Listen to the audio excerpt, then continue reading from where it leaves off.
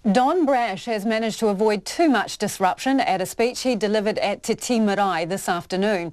The former national leader, who now fronts Hobson's pledge, was invited onto the marae to share his thoughts on different rights for Indigenous people. Last time he spoke there in 2004, he was hit in the face with mud by angry protesters. Our reporter Shannon Haunui-Thompson was at the speech and joins me right now. Hi Shannon. Kia ora, Lisa. What did Don Brash outline in his speech exactly?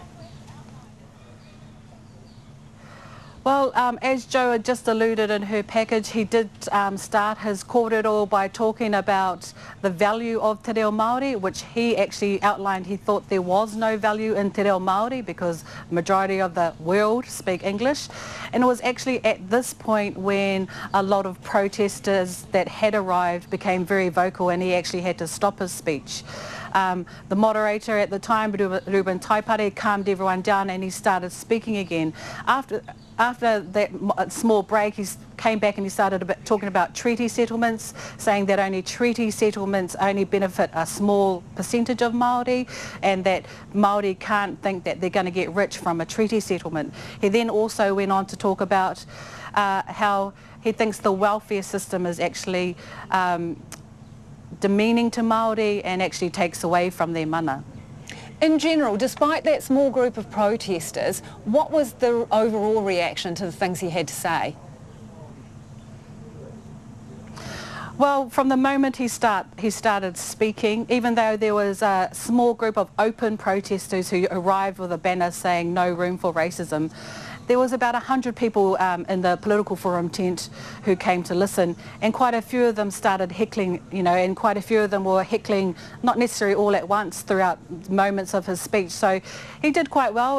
There were hecklers throughout his speech, and he continued on, and I'm not sure, he hasn't actually left the marae yet, and we haven't actually been able to talk to him about how he felt the speech went.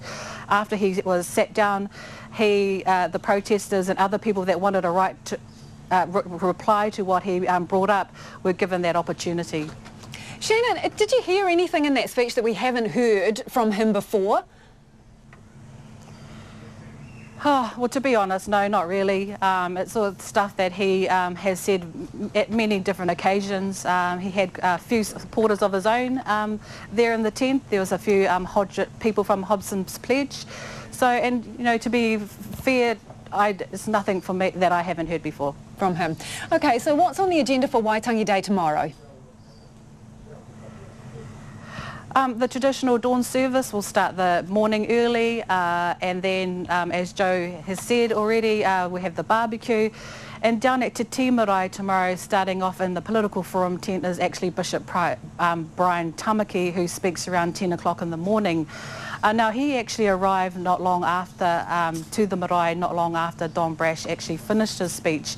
And he arrived, and I would say he roared down the main parade in front of the marae. There was about over 30 big motorbikes that made a lot of revving noises as he arrived to the marae, so you can definitely hear that he arrived. And after that, they parked up their bikes and he went through the official pōwhiri process down at Te Tii marae.